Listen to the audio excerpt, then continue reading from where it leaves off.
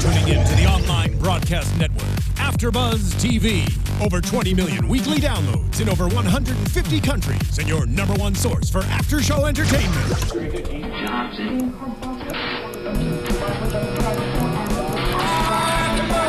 AfterBuzz TV, the destination for TV superfans. Producing aftershows for over 300 of your favorite TV shows, interviewing celebrities and showrunners, and bringing you behind-the-scenes exclusives. All thanks to E! Entertainment's Maria Menounos, producer Kevin Undergaro, and internet leader Akamai.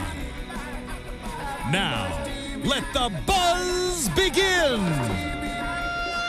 That's right, ladies and gentlemen. The sound of that, thunder and excitement can only mean one thing here on AfterBuzz TV. It's Throwback Thursday. We're throwing it back to The Prisoner, the 1967 allegory made by Patrick McGoohan.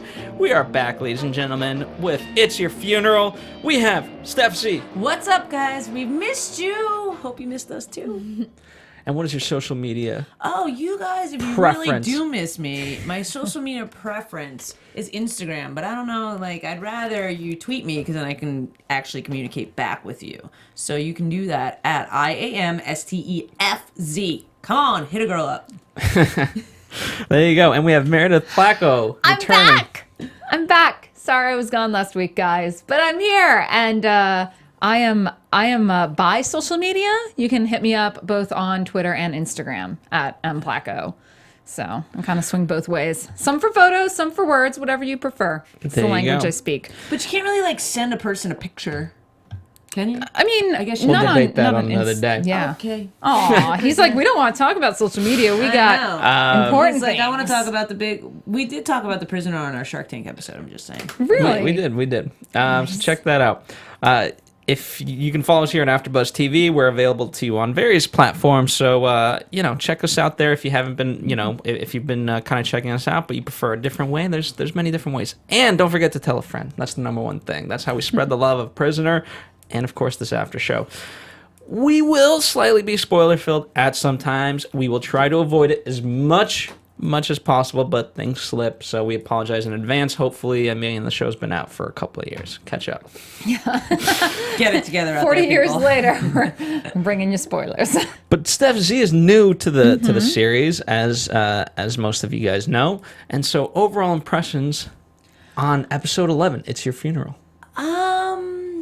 I kind of liked it. I liked the last one. I'm still kind of on the high of Hammer into Anvil. I liked that one a lot. But this one, for me, my biggest takeaway was that number 2 was the Hugh Hefner of number 2s. Which number 2? The first number 2. The Hugh Hefner number 2 is most if you don't know which one I'm talking jacket. about, come on. There you go. Fair enough. Well, a slightly cursory takeaway, but we'll take it.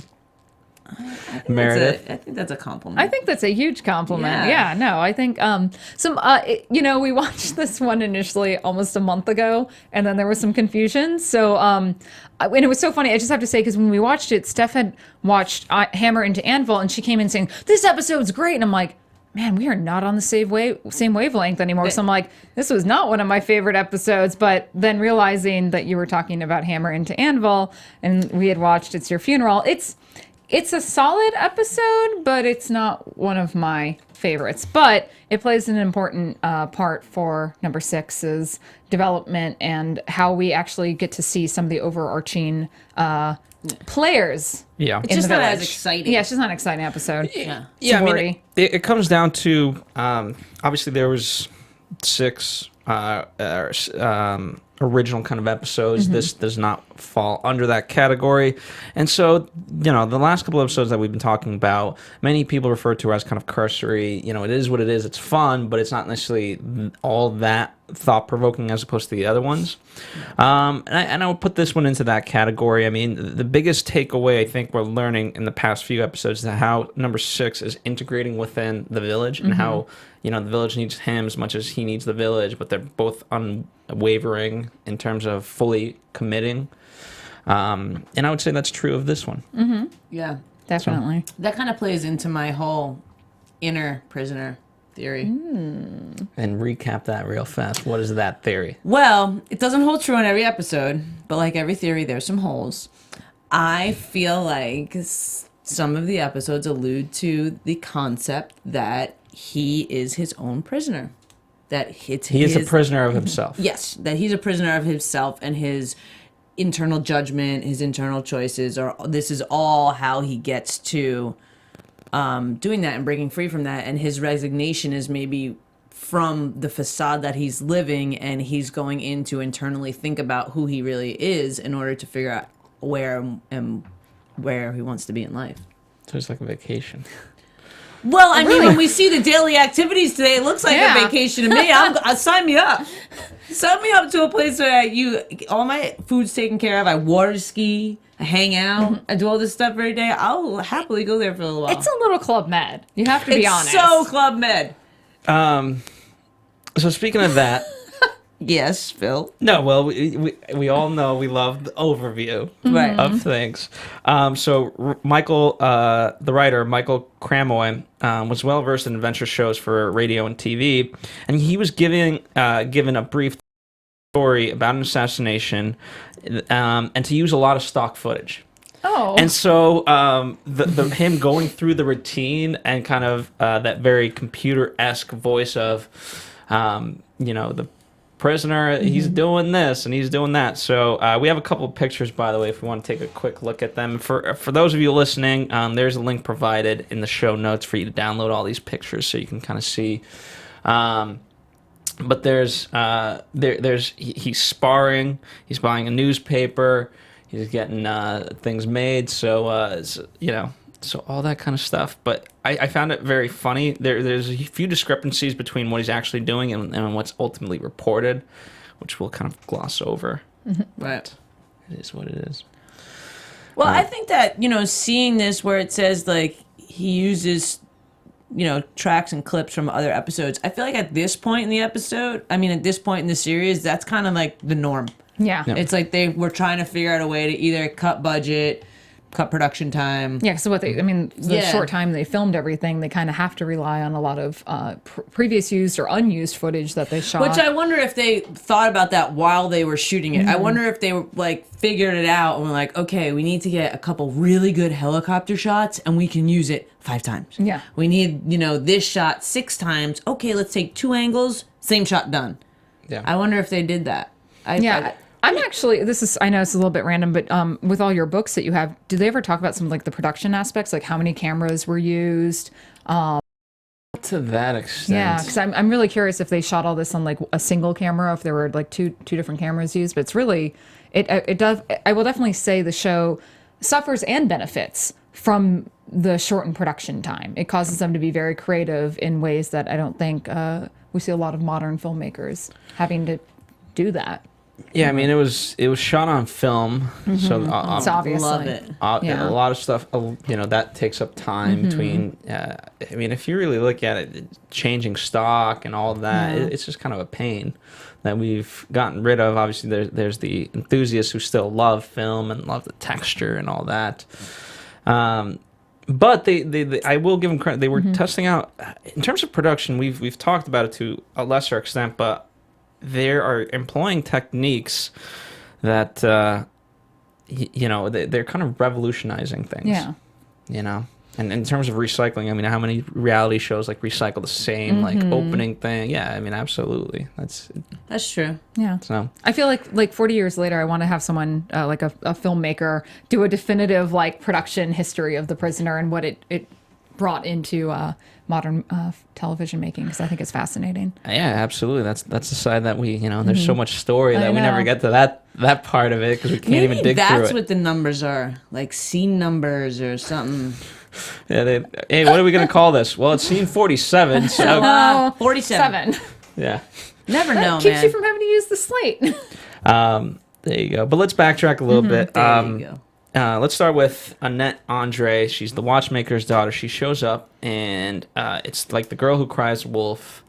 She's a new introduction of what is this jammer thing. Yeah. Well, she's number 50 as well. Just putting it out there.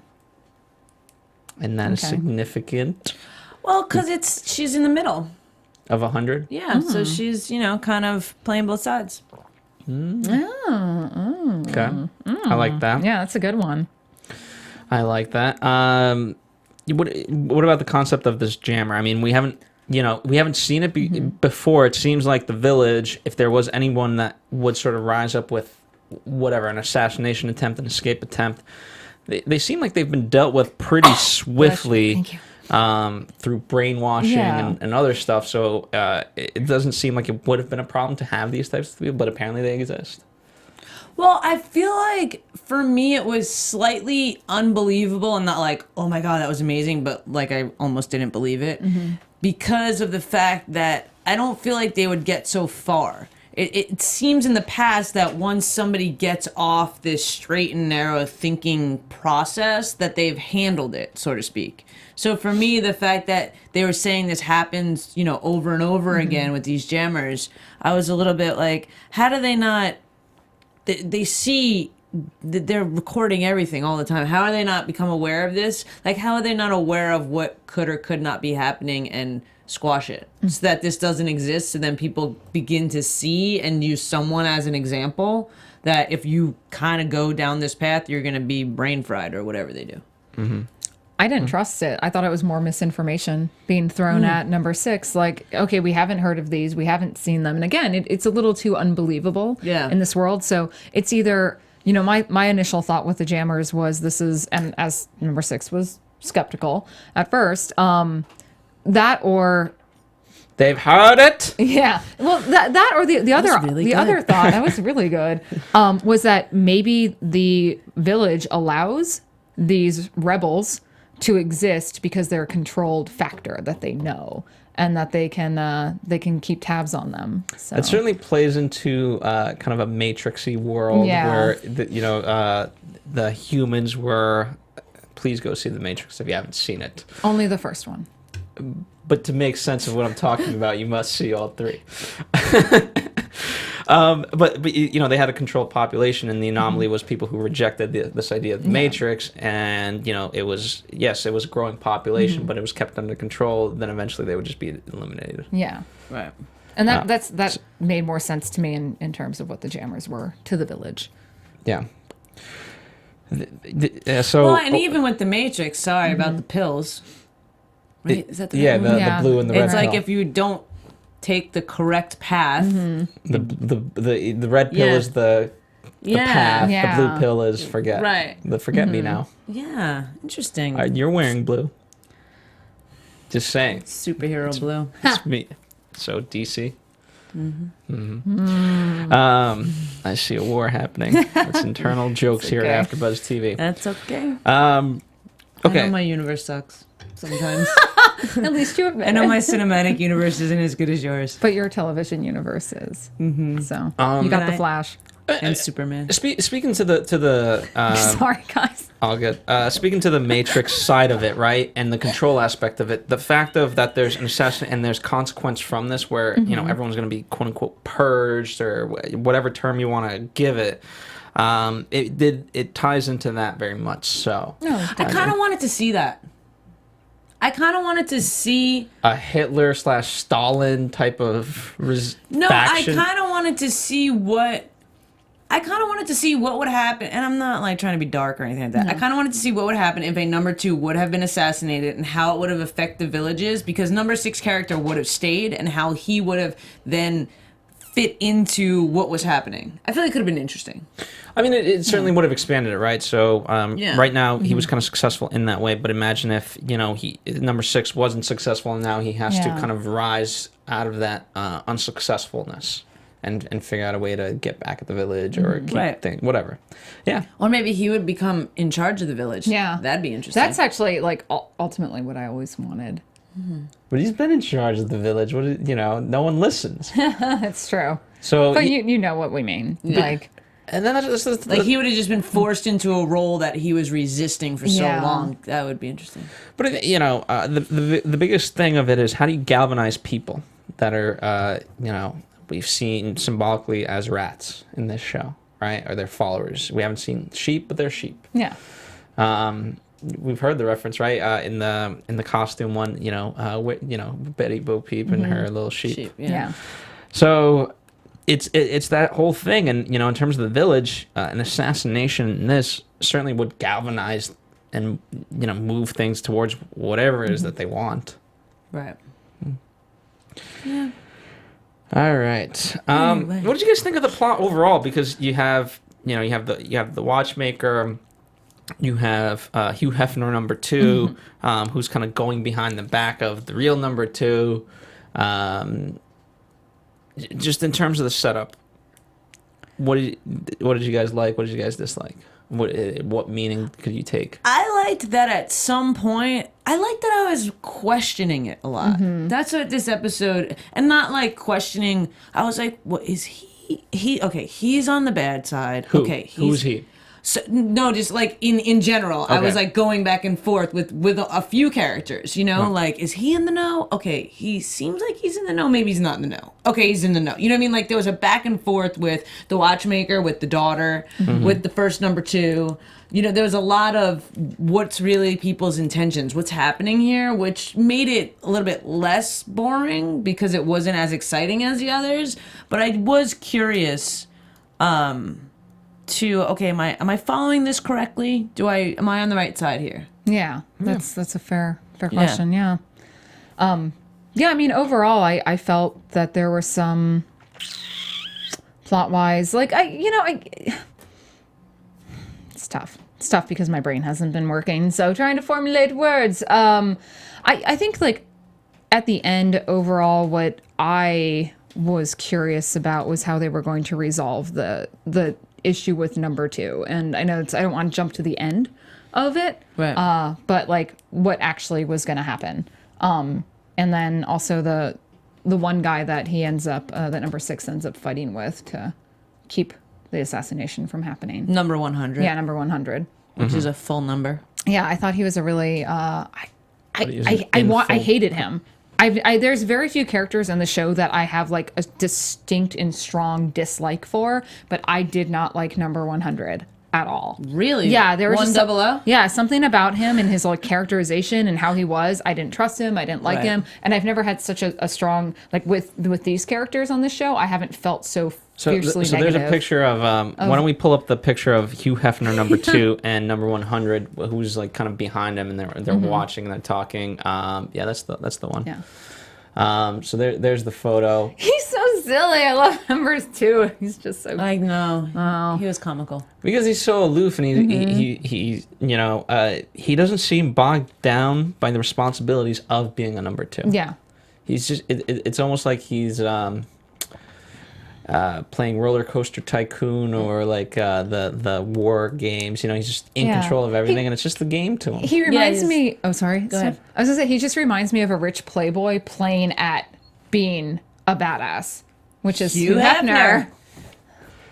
I mean, he worked, but I'm not going to defend Hugh Hefner. He works. No, I'm not saying he doesn't Hugh work, Hefner in a bad way at all. I'm just saying I'm relating it to his style, his look, and how at the end of the day, Hugh Hefner's kind of a god in a way. And he runs a lot of things, but I feel like I would envision him more as the guy that sits back in the desk and people bring him questions and he's like, yes, no, yes, no. He definitely works, but he's not going out. And I'm sure at one point in his career he did. I'm not trying to take anything away from him. It's actually like a compliment because this number 2 is very different from the other number 2s that were very dry, and he's handsome. He's, seems like he's got it together.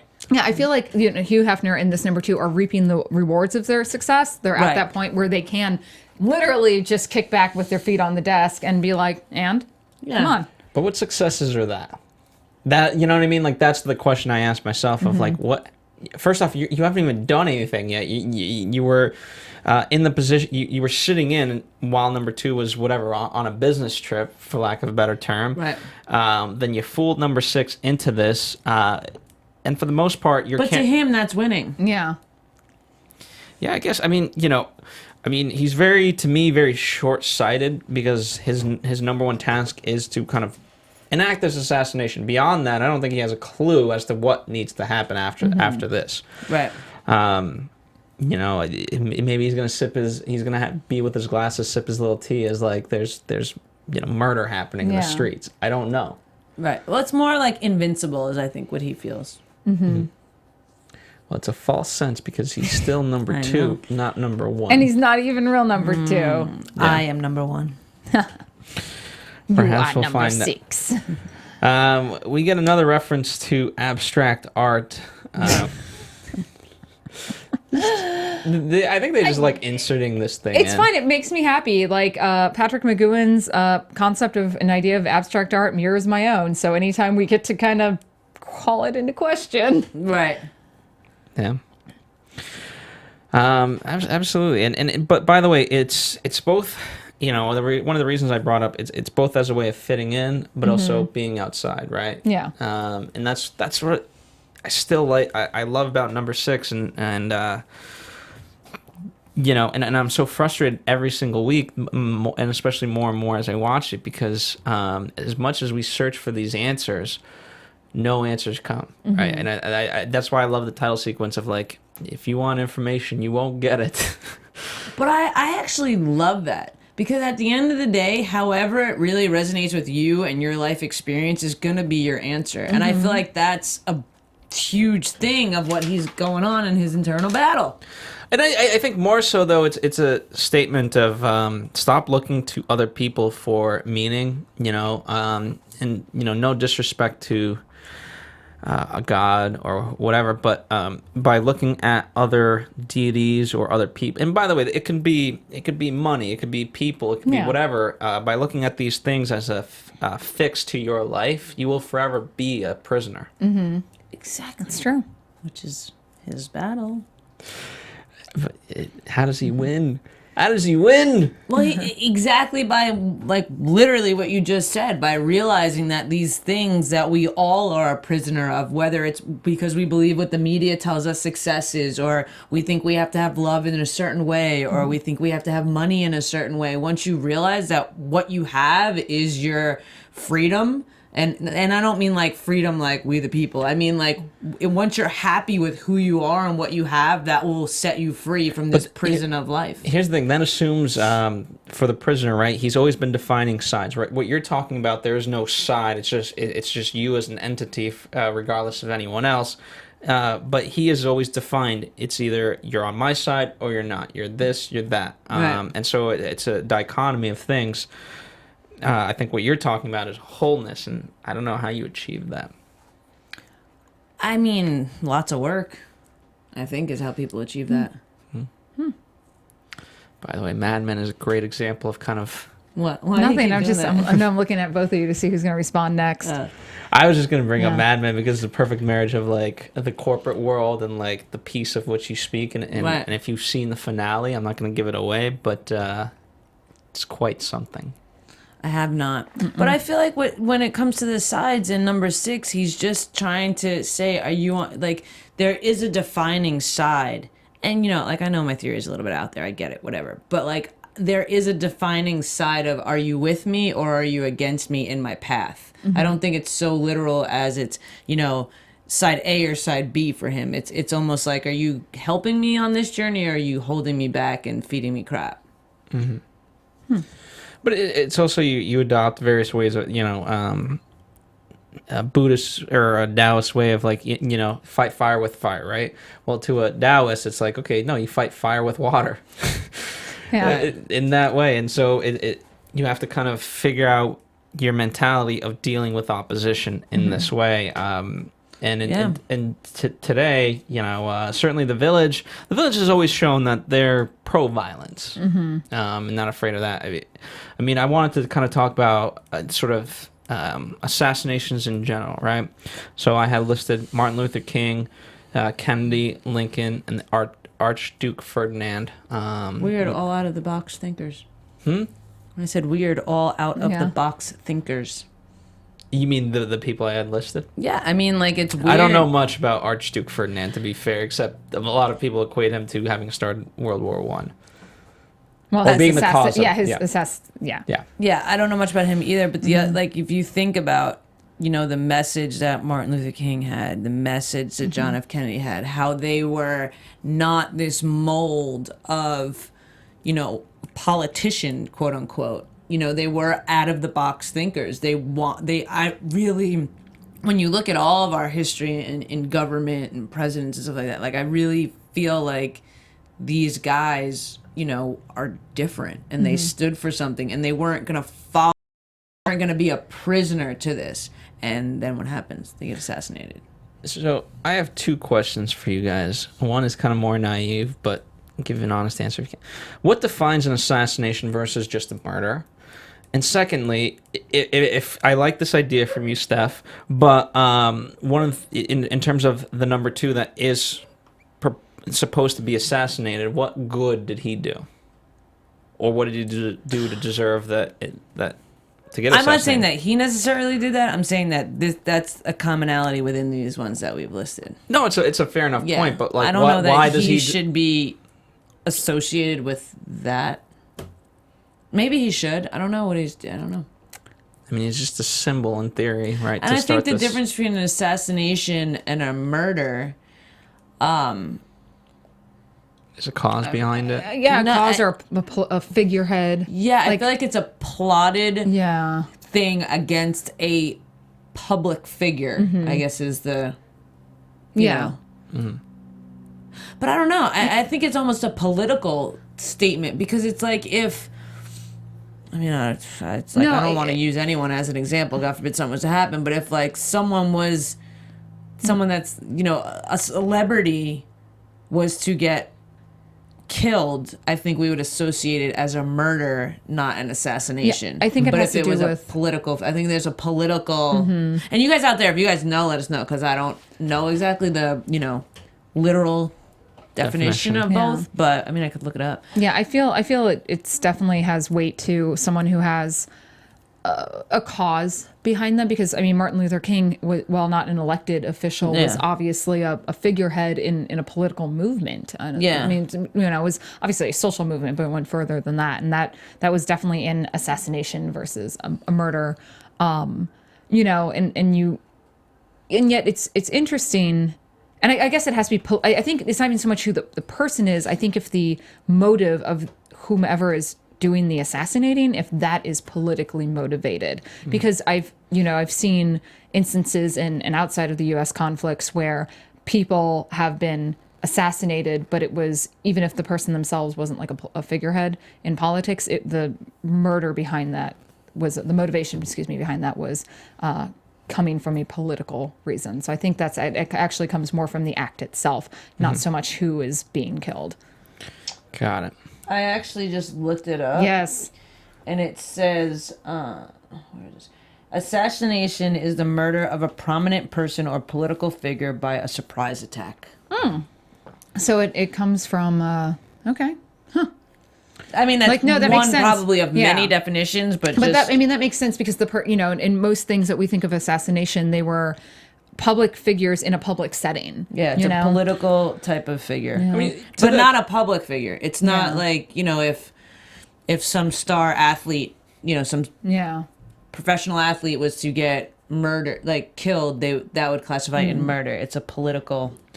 By the way, it brings up a kind of larger issue in the sense of this is interesting. Sorry. Go ahead. It says, this definition, assassination is the murder of a prominent person or political figure by a surprise attack, usually for payment or political reasons. Yeah. See, it goes back to the motivation being... to shut them up. Yeah. Yeah. That makes more sense. Although I don't know if I qualify like gang hits as assassination. Well, I guess they are. But they are. But technically, there you go, for money. Yeah, well, not even just for money. Like, say it's two rival gangs, or even someone within the same faction goes and murders the head of a gang. He's head of his little political group for all intents and purposes. That could be considered a hit as an assassination. I feel like that. Yeah, that would kind of, by those rules, it would. And here's what's good, right? A couple things that kind of came out. For me in this way through this exercise that I wasn't expecting. Number one, I think it is very much important to for everyone individually, like as much as we use words and know words, to define what it means for you, right? Yeah. First and foremost, and then I had a second part, which I think, while you think about your second part, which I feel like we as a whole lack or fail to do. Well, that's why. So it brings up my second point. offending people. Everyone thinks offending people is a bad thing. It can actually be a tool towards open dialogue. Okay, well, why did that offend you?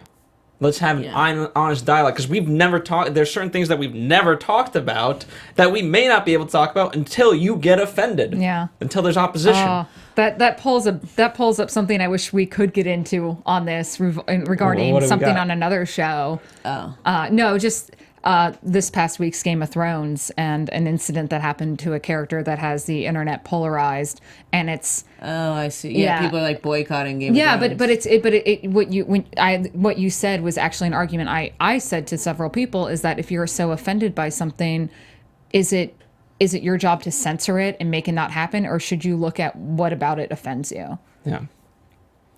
I think there's a fine line. Yeah. I think there's a fine line, and I think that we live in a society where people aren't allowed, and there's so many platforms now for people to speak their mind. So, and there's so much misinterpretation in that, like the subtext of the text of whether it be a text message, Twitter, a blog, whatever. There's always the subtext of that, and I feel like, it is unfortunate that we can't have conversations about things that offend people. Well, like, and so because that's the only way you learn. We've talked about it where we seek out the news that we want, Right. and all that. So but go ahead. Well, a very real problem in the geek world specifically that I've been noticing, in terms of, I'm a woman. I fully promote more female characters, more female creators, more minorities across the board. I want that. I want to see that. But every time something is done that a certain group of pro-female people dislike, they want to shut it down and get rid of it. Where I have this crazy idea of feminism that we should all be able to exist in a world, and even if there's a piece of work out there that maybe isn't the most kind to females, maybe there's a woman who's drawn in an overt sexual position on a cover, but it's not my place. If I don't want to consume that media, I won't consume it. It's not my place to say that doesn't belong here. And I feel like there's a huge divide in my little world of, especially over in like the Marvel Comics world, where like people get really upset that if a woman is drawn too sexy now, it's demeaning and terrible for women, which to me is kind of like, well, God, what does that say about me when I wear a low-cut shirt or I pose for selfies on Instagram? See, but I can totally have the flip side of that conversation in being that people shouldn't have to make it sexy in order for it to sell. And like, that you've I got agree. Kids reading these books. Like, I feel like with everything, there's a line. And I feel like people have to learn to straddle that line, because I don't think there's anything wrong with something being sexy. But B, if it's being sexy only to be sexy because you think it will sell, then that's just you need better content. That I completely agree with. But it's just the whole backlash where people are now full on like boycotting things without... Like, to me, I guess it's like maybe they're jumping the gun and they'll see something without seeing the message behind it. Like I've seen a couple cases where there was an alternate cover of a Spider-Woman comic drawn by basically a porn artist, like the Manera, who draws stuff for heavy metal, very sexy girls. It was an alternate cover. It wasn't the main cover.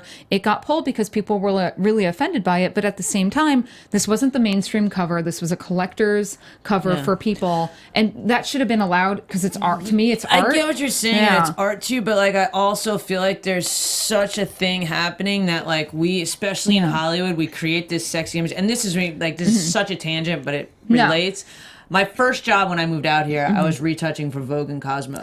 I was creating this image that girls starve themselves, hate themselves, do all kinds of terrible things to themselves, and it's fake. It is. It doesn't exist. It is. So for like, there's also some responsibility for creating something that does no good for society. You know what I mean? Like that, there's a fine line in that. And I mean, like, even like you think about like Wonder Woman. Like, look at what Wonder Woman was, and look at it now. It's.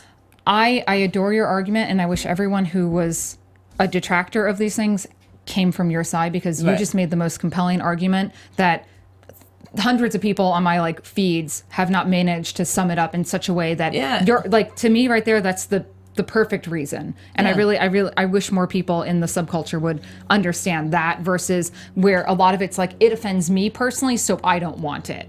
See, that's not Here's the thing. I think That's people having their own issues. Yeah. I think So to tie it all back into that. Yeah. I think people choose a side, right? And what I think the problem is they don't really know or care necessarily what side. They just it does offend me. So if it offends me, then I'm on this side. Yeah. Well, I think that's and honestly, one of my other shows that I do called The Moose Hat, and when I interview people, it's literally that. It's asking people why they think the way they do, and it's really unfortunate because, and for me, compelling, and why I want to continue to do it is because when you interview somebody and ask them why they think the way they think, if they really don't know, they'll contradict themselves 2-3 times in like 2 minutes. That's literally 90% of it. People don't know why they think the way they think. So we're gonna tie all this back together.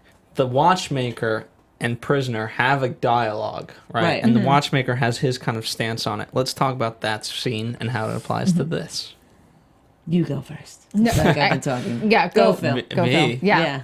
I just present the art. I just he's present like, the I scenery. No. I think I felt like as soon as we saw the watchmaker fix the watch, I knew that there was something wrong. And I also wanted to, I love how, I don't know if I'm alone in this theory, but I love how the watch was stopped. And like, you know how they say when a watch stops, someone dies?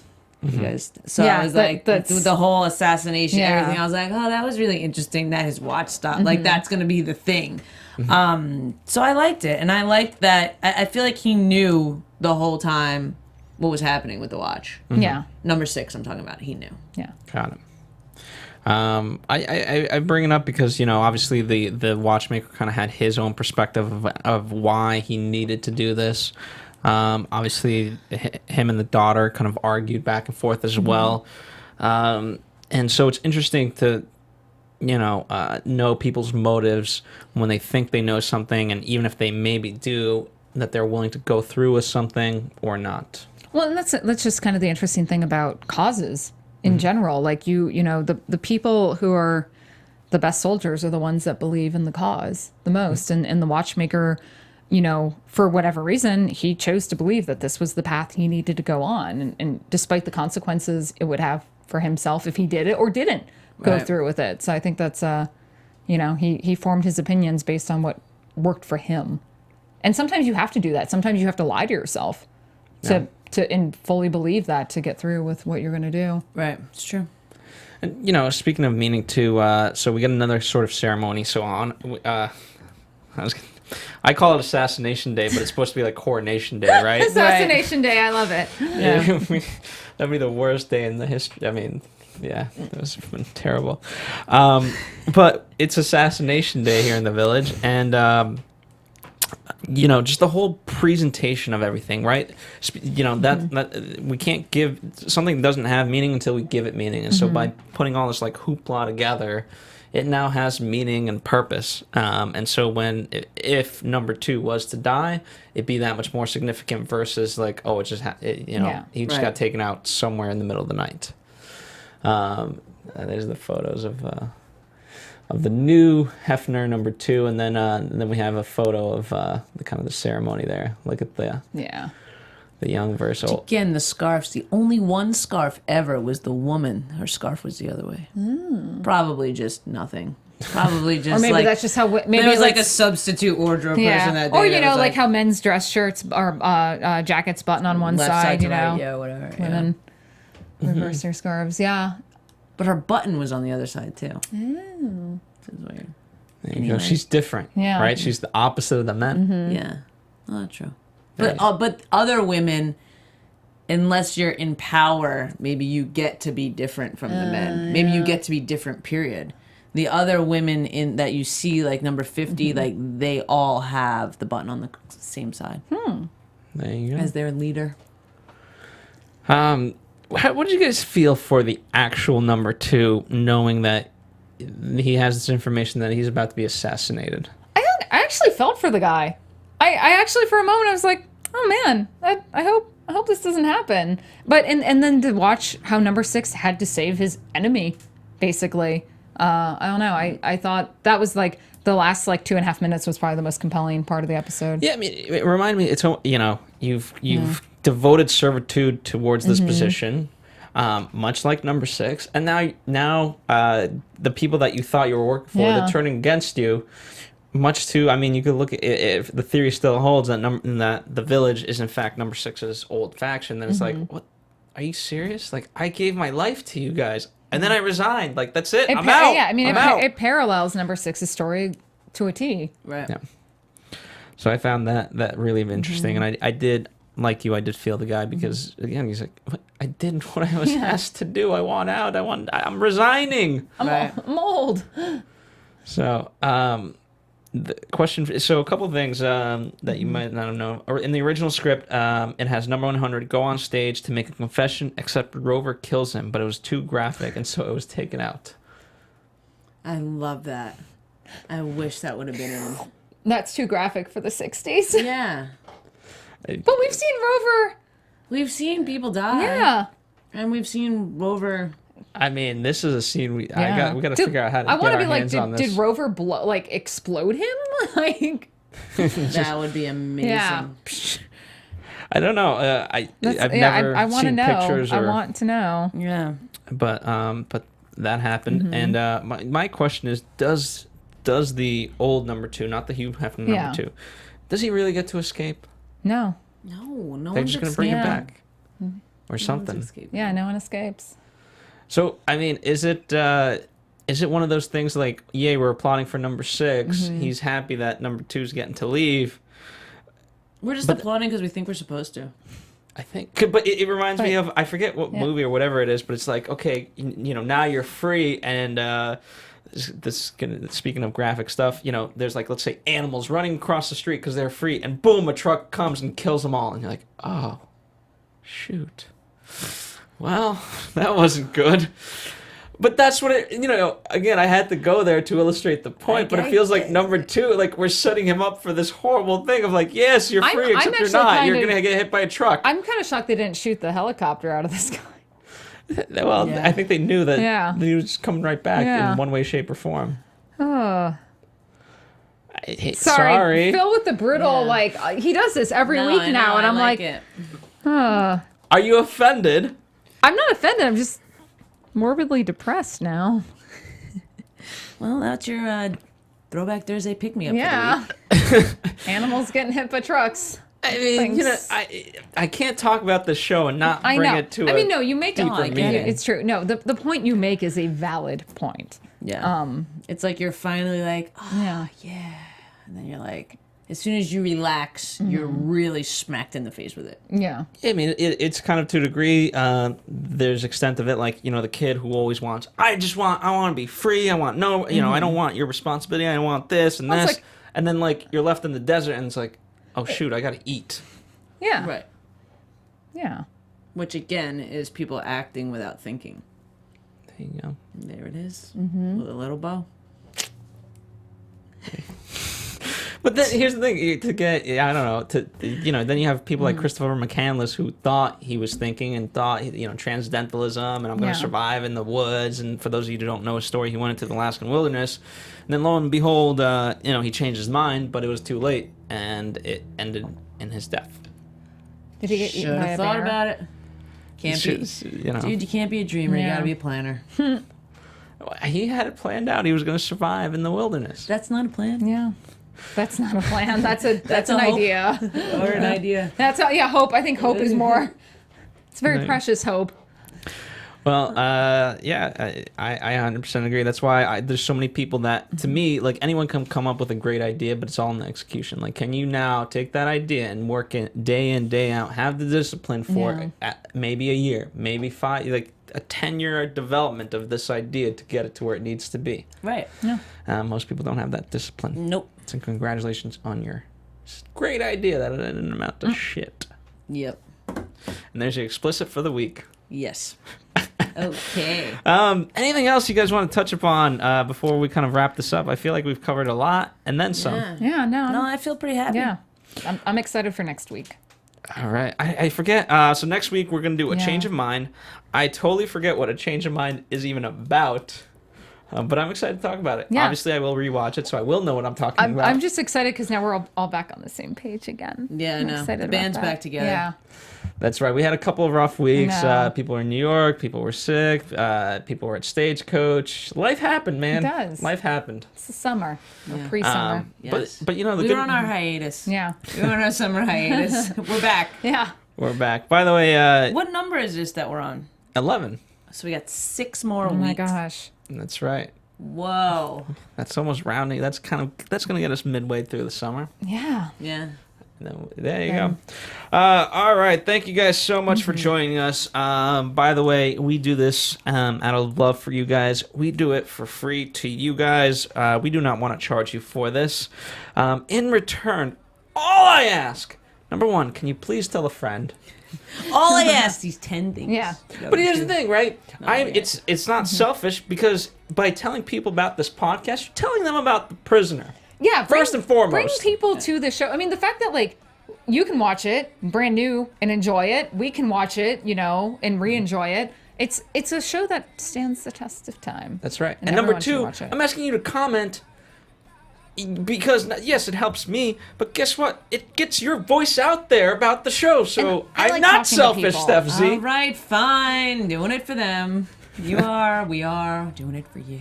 Also, while I'm recovering from sickness, guys, I spend a lot of time on the internet. So if you comment, I'll write back. And it gives me something to focus on. And it's really nice. So please comment. It makes me feel better. There you go. Comments are the cureness of life. Yes. Only good comments, not the mean ones. All right, thank you guys. But you shouldn't be offended if they're mean. There you go. Once again, next week, A Change of Mind is the episode we'll be doing, episode 12. We'll see you here. One last time, put yourself over, Steph Z. You guys can find me, keep the conversation going at IAMSTEFZ. I'd love to hear from you. And you can hit me up on Twitter and Instagram at mplaco. And of course, here at AfterBuzz TV, Facebook, Twitter, Instagram, and we're available on platforms such as YouTube, SoundCloud, iTunes, all that fun stuff. Thank you guys. As always, you guys have been wonderful. We'll see you here next time. Be seeing you. From executive producers Maria Menounos, Kevin Undergaro, Phil Svitek, and the entire AfterBuzz TV staff, we would like to thank you for listening to the AfterBuzz TV network. To watch or listen to other after shows and post comments or questions, be sure to visit AfterBuzzTV.com. I'm Sir Richard Wentworth, and this has been a presentation of AfterBuzz TV. Buzz. See you later. The views expressed herein are those of the hosts only and do not necessarily reflect the views of AfterBuzz TV or its owners or principals.